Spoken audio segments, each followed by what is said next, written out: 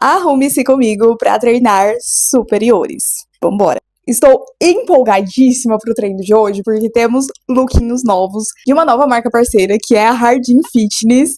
E eu estou em dúvida entre esses dois lookinhos, vou mostrar melhor pra vocês. Eu pedi um conjunto preto e um conjunto rosa. O preto é esse daqui, uma calça e um top nadador. E o conjunto rosa é bem Barbie. Aí temos o shortinho e o topinho. Eu acho que vamos com esse, porque tá fazendo muito calor, né? Então usar calça em plena quase meio-dia não vai dar certo.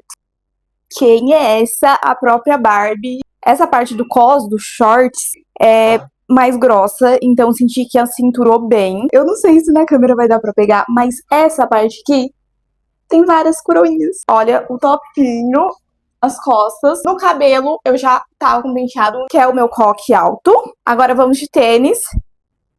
Vamos passar um creminho, né?